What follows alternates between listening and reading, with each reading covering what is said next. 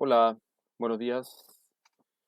Bueno, esta segunda clase les cuento que estoy intentando hacerla más, no solamente más corta que la primera, ¿cierto? Sino en una calidad de video más, ¿cierto? No tan alta, porque la primera clase me salió bien larga y además la registré en una calidad de video alta, ¿ya? Por lo tanto me ha costado muchísimo subirla.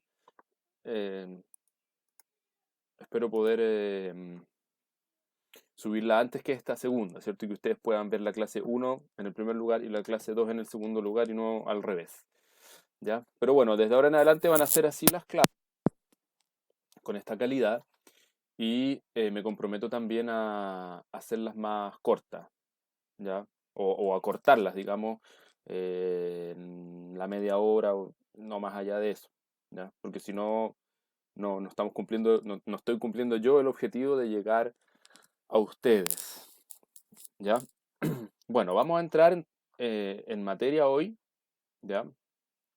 Introducción a, a los contenidos que vamos a trabajar.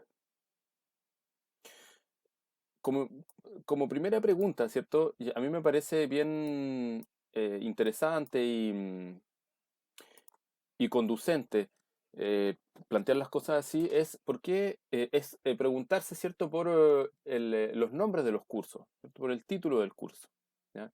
Este curso se llama Historia Latinoamericana, siglos XIX y XX, ¿ya? Entonces, ya hay varios conceptos ahí, ¿cierto?, en ese nombre, en esa construcción. Primero, bueno, lo que es Latinoamérica, ¿ya? Que sería el sujeto, ¿ya? Latinoamérica. ¿Qué entendemos por Latinoamérica? ¿Qué es Latinoamérica? ¿Por qué estudiamos Latinoamérica, cierto? Y no estudiamos, qué sé yo, el continente americano en general, ¿ya? Bueno, hay, la pregunta es simple, ¿cierto? Pero, y uno podría decir, bueno, pero esa es una pregunta retórica, ¿cierto? Es una pregunta, qué sé yo, de perogrullo, ¿ah? Porque todos entendemos a lo que estamos pensando, ¿cierto? A lo que nos estamos refiriendo cuando hablamos de América Latina. Por lo tanto, no valdría la pena por qué preguntarse, ¿ya? Claro, efectivamente, todos entendemos lo que es Latinoamérica, ¿cierto? Pero cuando nos piden definirlo, ¿cierto? ¿Cómo lo definimos? ¿Ya? Es una pregunta que les hago yo, ¿ya? Em, bueno, preguntémonos en primer lugar, por ejemplo, se trata de una unidad, ¿cierto? De una sola cosa, ¿ya? Eso tengámoslo como dato, ¿cierto? Si Latinoamérica es una sola entidad, ¿ya? ¿Es una entidad geográfica? Sí y no, digamos. ¿Ah? Sí y no. Sí, porque se ubica al sur de Estados Unidos, qué sé yo, uno más o menos puede dibujar sus contornos, ¿ya? Y es todo el continente americano que queda de México a Tierra del Fuego, ¿cierto? De Río Grande a Tierra del Fuego. Sin embargo, eh, dentro de esta masa de tierra, ¿cierto? Vemos que lo de unidad geográfica, ¿cierto? Se aplica también de manera parcial, ¿cierto? Porque en nuestra construcción, ¿cierto? Cartográfica hay algunos territorios que son formalmente territorios de países europeos, ¿ya? Pensemos, por ejemplo, en las islas Martinica y Guadalupe, ¿ya? Que son territorios franceses, ¿ya? Francia no es América Latina, ¿ya? O pensemos, ¿cierto?, en Surinam, en las Guyanas, ¿ya? Que son territorios británicos y holandeses, ¿ya? Por lo tanto, ahí uno dice, bueno, chuta, aquí como que se nos hace un poco más compleja la situación, ¿cierto? Entonces, geográficamente, ¿cierto? Esta entidad, ¿ya? Es múltiple, ¿cierto? Es diversa, ¿ya? Como como primera aproximación. ¿Se trata de una entidad política? No, ahí ya la respuesta tiene que ser más tajante y podemos decir que no, ¿cierto? Porque, bueno, se trata de veintitantos países, ¿cierto? Que cada uno tiene su estado, cada uno tiene su régimen, ¿ya? Y cada uno también tiene su propia historia, ¿cierto? Y además estos países, muchos de ellos, dependiendo de lo que es la diplomacia, ¿cierto? Los caminos diplomáticos que toman, algunos que se avienen mejor con unos y se llevan mal con otros, ¿ya? Se crean bloques, se crean alianzas diplomáticas, ¿ya? Pero que son, por supuesto, siempre cambiantes, ya no son permanentes en el tiempo. Y además, bueno, todo esto considerando que al interior de cada uno de estos países, ¿cierto? Hay poblaciones y hay territorios que quedan fuera de su control, ¿cierto? Fuera de su, o fuera no lo integran, ¿cierto? A lo que sería la concepción de lo que son estos países, ¿ya? Em, Luego, entonces, como les mencionaba, podemos decir que América Latina es una entidad imaginada, ¿ya? Retomando la nomenclatura de Benedict Anderson, ¿cierto? Imaginada, ¿cierto? Es como un bloque, un espacio histórico y social, ¿ya? Que se encuentra definido principalmente desde el punto de vista histórico y político, ¿cierto? Y cultural, por haber sido colonias española y portuguesa, ¿cierto? Entonces, esto se define, Latinoamérica se define por aquellas colonias, perdón, aquellas ex colonias españolas y portuguesas. Esto ustedes ya lo habrán trabajado en los cursos anteriores, ¿cierto? ¿Qué entendemos por colonia? ¿Ya? Es una porción de tierra, ¿cierto? Ubicada lejos, ¿cierto? De una metrópoli, ¿cierto? Que es el territorio que explota a este otro. ¿Ya? Eso es una colonia. Una definición, pueden rebatírmela, pero es funcional, ¿cierto? Para lo que estamos tratando de pensar ahora. ¿Ya? Y existe también lo que es la colonización, ¿ya? El proceso por el cual se somete eh, esta, esta tierra, esta colonia, al control de la metrópoli, ¿cierto? Un control que es externo desde esta perspectiva, ¿ya? Y eh, tenemos, entendemos lo que es colonia, lo que es colonización y lo que es colonialismo, ¿cierto? El colonialismo es la ideología o la doctrina, ¿cierto? Que moviliza a algunas sociedades o algunos pueblos a colonizar a otros, ¿ya? Y además, podríamos decir que colonización también es el nombre o la característica o una de las características centrales de un periodo de la historia, ¿ya? Que es la modernidad, el periodo de la colonización y de la modernidad, perdón, del colonialismo y de la modernidad, ¿cierto? Es el mismo periodo, ¿cierto? Lo que pasa es que el colonialismo es la palabra, es el concepto de mayor peso cuando vemos las cosas desde fuera de Europa, ¿cierto? Entonces, a mí me gusta, en este sentido, ustedes van a ver que en la bibliografía complementaria hay un libro del autor Walter Miñolo, ¿cierto? Autor argentino que desarrolló buena parte o que ha desarrollado, ¿cierto? La mayoría de su carrera en los Estados Unidos, ¿ya? Eh, les quiero dar el título exacto del libro de Miñolo para que ustedes lo puedan ver en el programa. En un segundo y se los doy. Miñolo, Miñolo, Miñolo. La idea de América Latina, ¿cierto? Así se llama. La idea de América Latina, la herida colonial y la opción decolonial, ¿ya? Entonces la tesis que desarrolla Miñolo en este libro, ¿cierto? Es que existe un periodo histórico que se llama la modernidad, ¿ya? Pero que es lógicamente el Renacimiento, ¿cierto? Todo lo que son los progresos técnicos, la revolución industrial, ¿ya? El nacimiento, ¿cierto? De los estados modernos, westfalianos en Europa, ¿ya?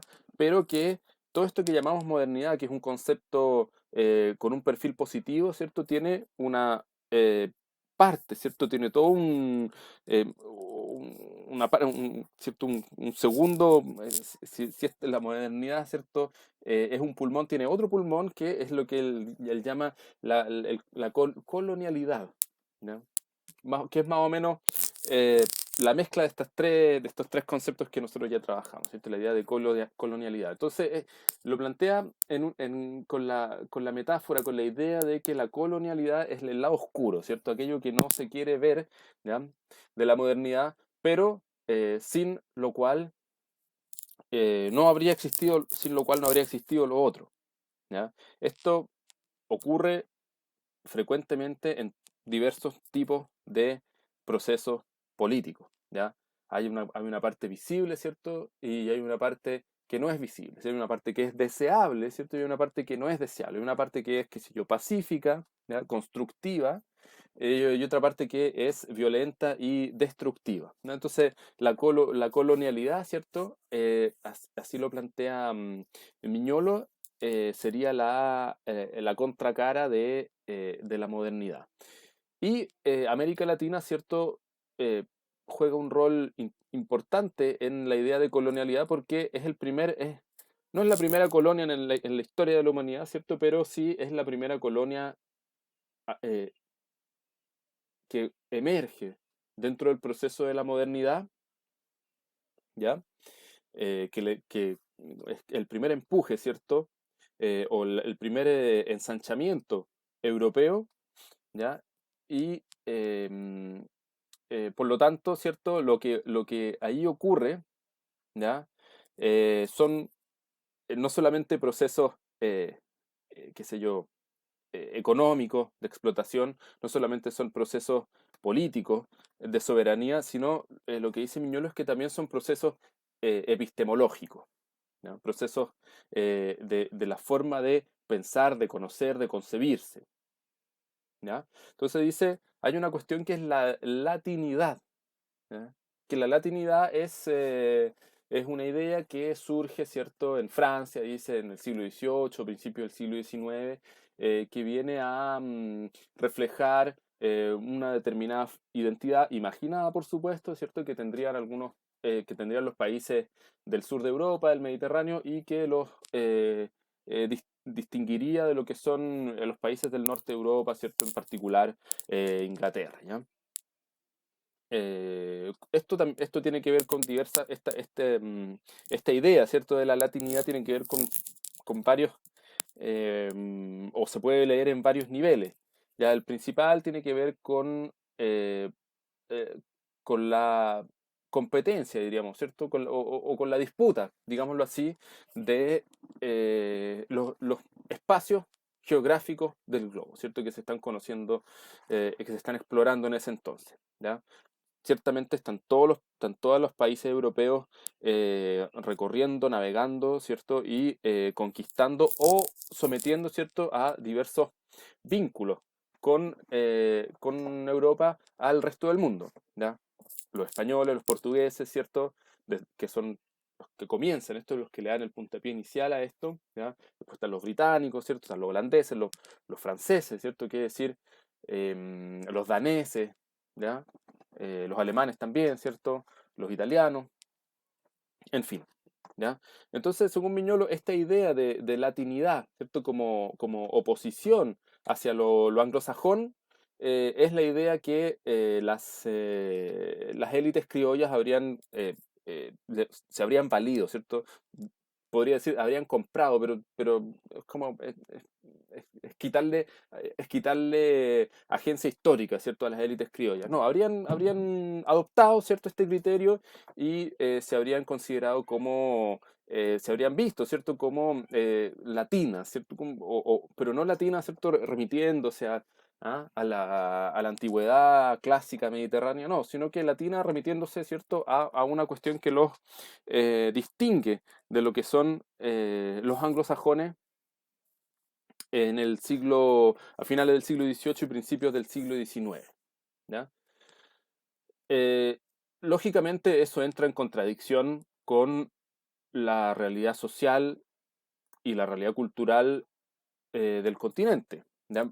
En primer lugar, porque ya, bueno, hasta hace un tiempo atrás, ¿cierto? Cuando uno miraba los libros de historia, los libros de historia y geografía, y le mostraban, ¿cierto? El mapa de América, ¿ya?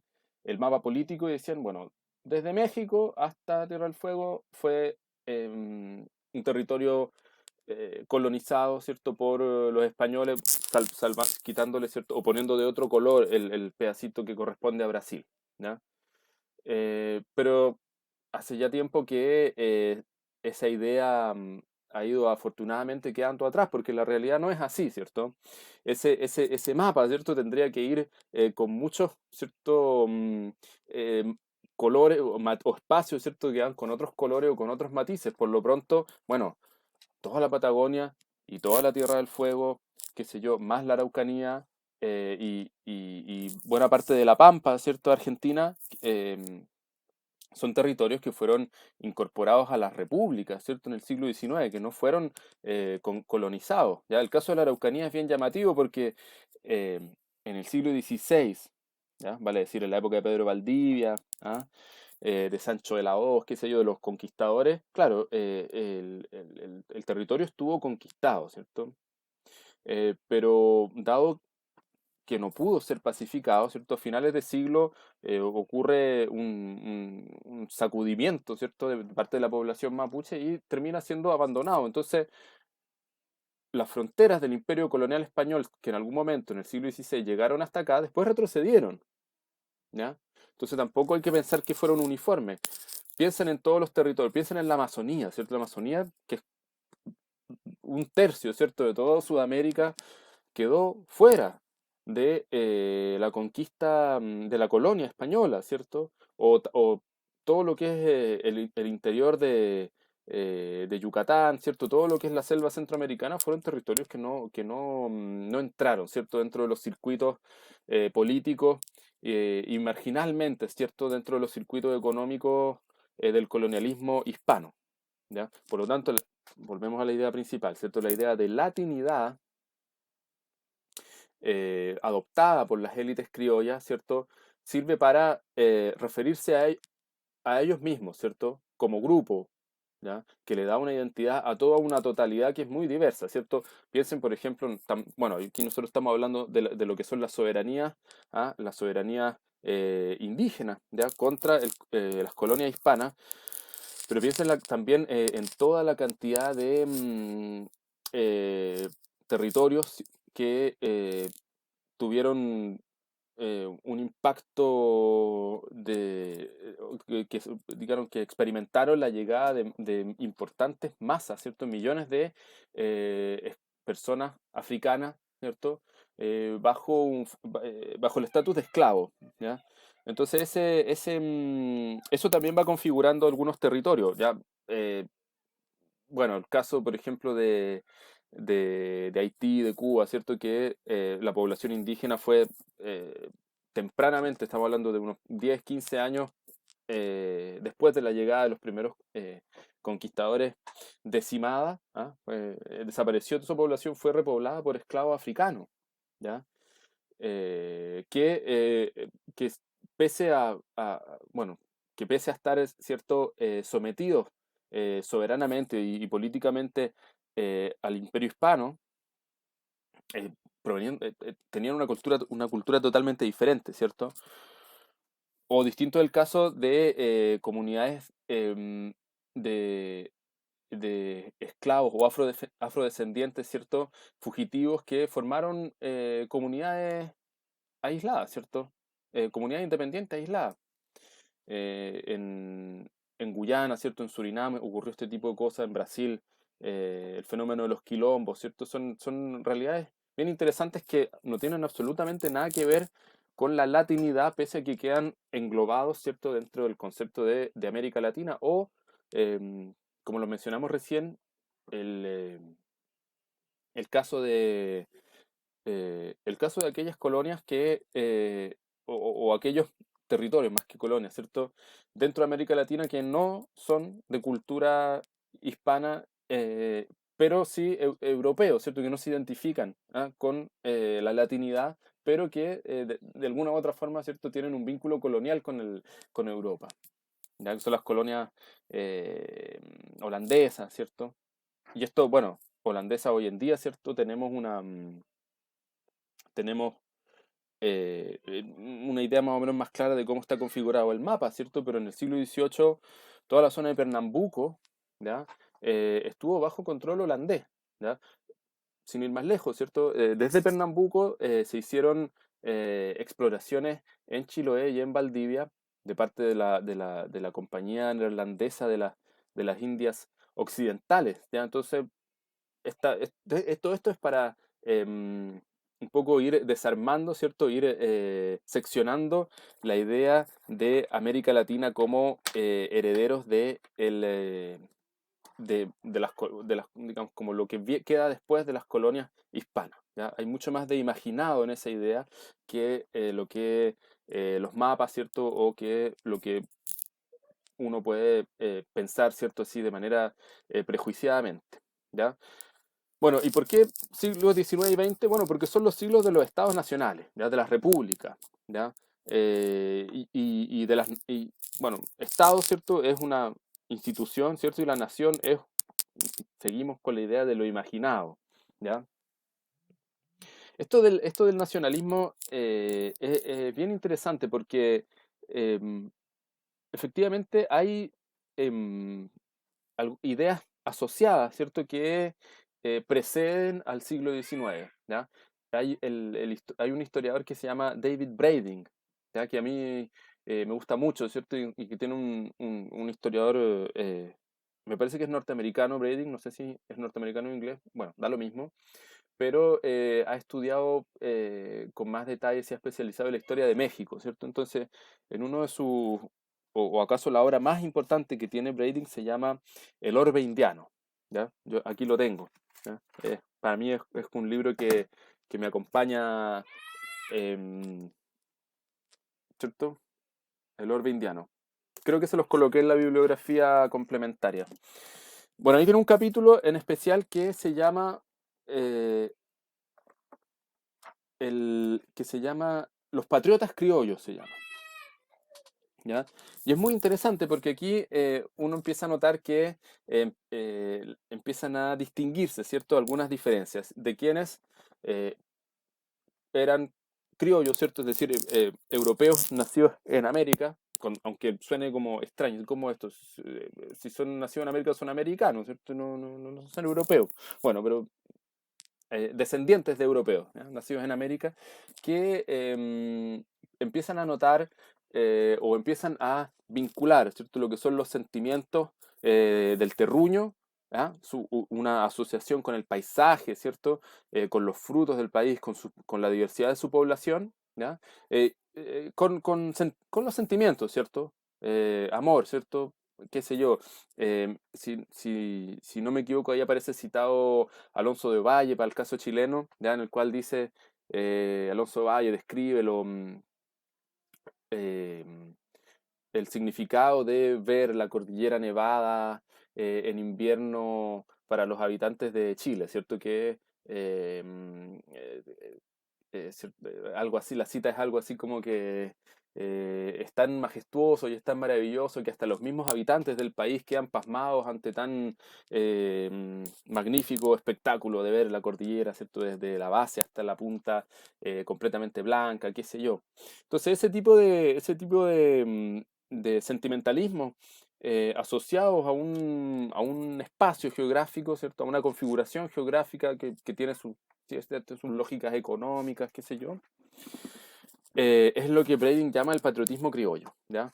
Pero, insisto, el patriotismo criollo es un sentimiento que no, pudo no haberse proyectado, ¿cierto? Pero en el siglo XIX, ¿cierto? Sí, se experimentó, ¿cierto? Un punto de inflexión, ¿cierto? Una fuerza a través de la acción del Estado, ¿ya? De los distintos estados, ¿ya? Por eso es que se dice que el Estado crea la nación. ¿Ya? El Estado, a través de sus instituciones, crea esta identidad, ¿cierto? Esta idea de aquello que somos. ¿Ya? Entonces el siglo XIX y el siglo XX es el periodo de los estados nacionales, ¿ya? Por eso eso es lo que lo distingue y es además, ¿cierto? Lo que aquí, bueno, puede ser que me tire a la piscina con una hipótesis falsa, pero considero que, ¿cierto? Es lo que le da forma a la idea de América Latina, más bien es el periodo, ¿cierto? En que se gesta o cristaliza, ¿cierto? O se robustece o se solidifica la idea de América Latina. Bueno, dicho esto, ya, no me voy a alargar mucho más porque ya me queda poco rato, es que como primer gran evento, ¿cierto? No solamente evento narrativo, ¿cierto? Sino como un episodio histórico, un proceso histórico, está eh, la,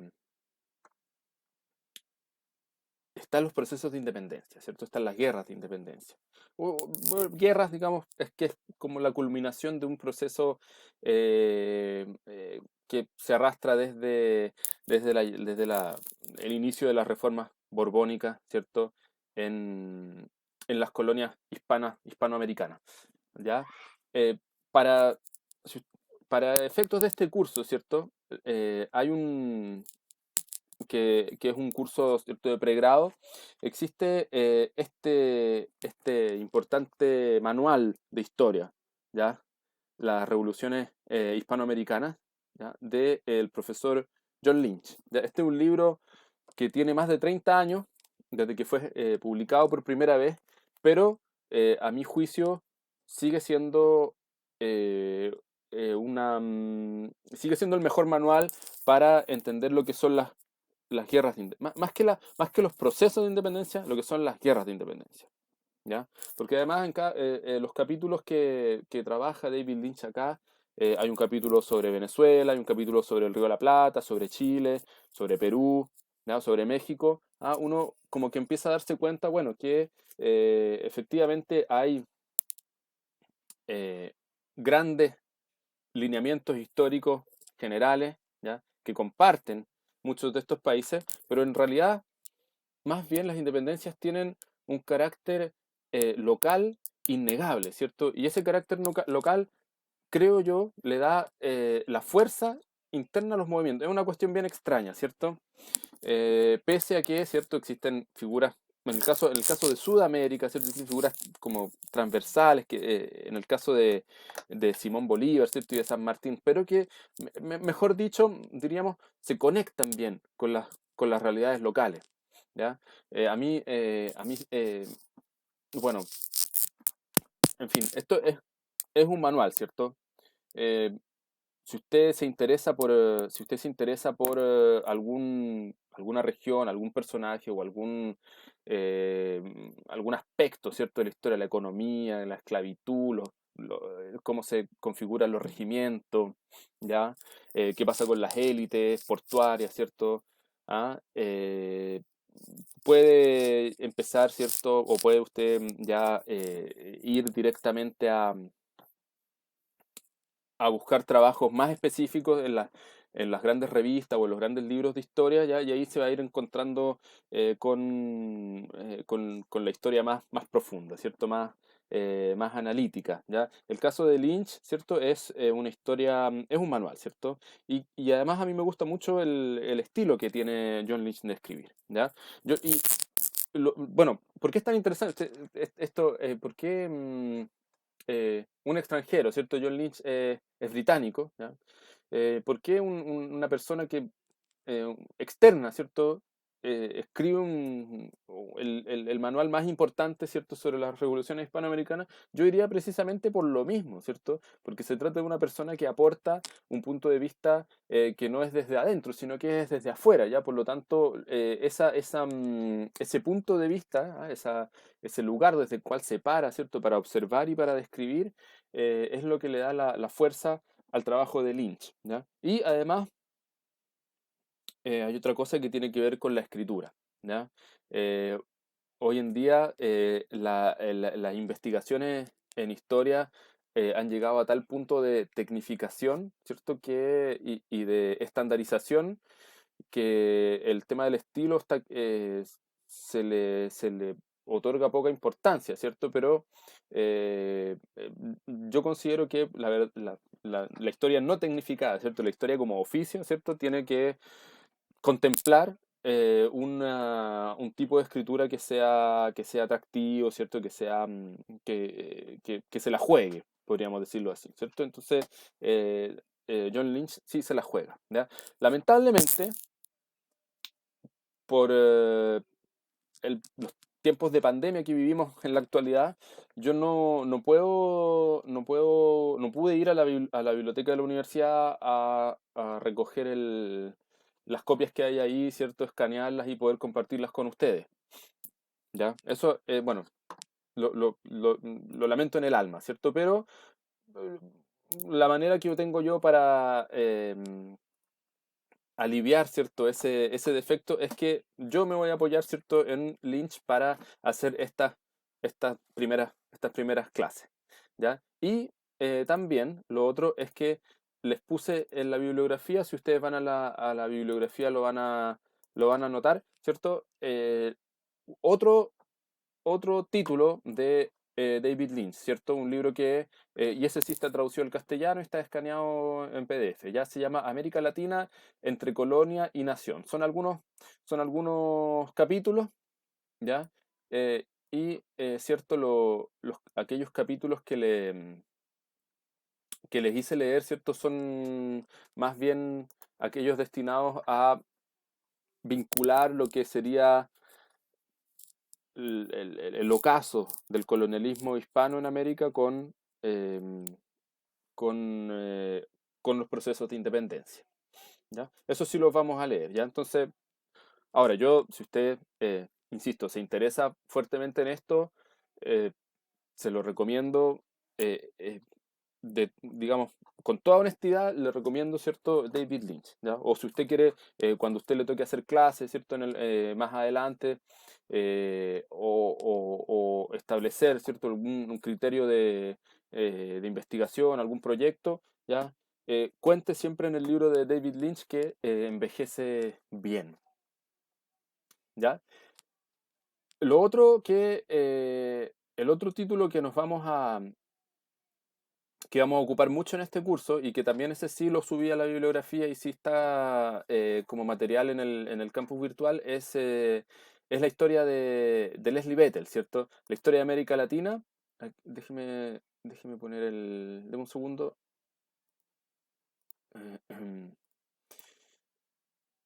Aquí. Claro, la historia de América Latina, ¿cierto? O la historia Cambridge también de América Latina, ¿cierto? Que es un esfuerzo compilatorio hecho por este historiador británico también, ¿cierto? Son dos británicos los que estamos trabajando fuertemente, pero son los manuales más importantes de historia de América Latina, ¿ya? Lynch, ¿cierto? Respecto a los procesos de independencia y Leslie Bethel, la historia de Cambridge de América Latina es ya diríamos, desde la época previa a la llegada de los conquistadores españoles hasta la última parte del siglo XX, que es cuando se publican los últimos volúmenes. Si no me equivoco, son 16 volúmenes. ¿Ya? Pero no es que Leslie Bethel haya hecho las investigaciones y haya publicado 16 volúmenes, ¿ya? Sino que él hizo algunas de las investigaciones. Leslie Bethel era especialista en la historia de Brasil, ¿ya? Pero lo interesante es que él estos son compilaciones, ¿cierto? Son libros en el cual él reúne artículos de distinta gente y ahí hay infinidad de temas, ¿cierto? Y si usted se fija en la bibliografía, tal como la fue establecida y fue compuesta para este curso, ¿cierto? Se va a dar cuenta que, por ejemplo, Alan Engel, La izquierda en América Latina desde 1920, es uno de los artículos, ¿cierto?, de Leslie Bethel. Víctor Bulmer Thomas, Nicaragua desde 1930, ¿ya? Tullio Halperin Donge, el gran Tullio Halperin, ¿cierto? Economía y sociedad en Leslie Vettel, ¿ya? Y así, qué sé yo, se va en la bibliografía básica, ¿cierto? Y complementaria, aparecen muchos artículos de los que fueron compilados por Vettel, ¿ya? Esos son entonces los dos grandes pilares en los cuales nos vamos a apoyar algunos para hacer estas clases y otros para que usted pueda hacer las actividades que tiene contemplado este curso, ¿ya? Entonces, bueno, dicho esto, voy a cerrar esta clase acá y en un rato más entonces vamos a empezar con Lynch, ¿ya? Que tengan un buen día. Muchos saludos.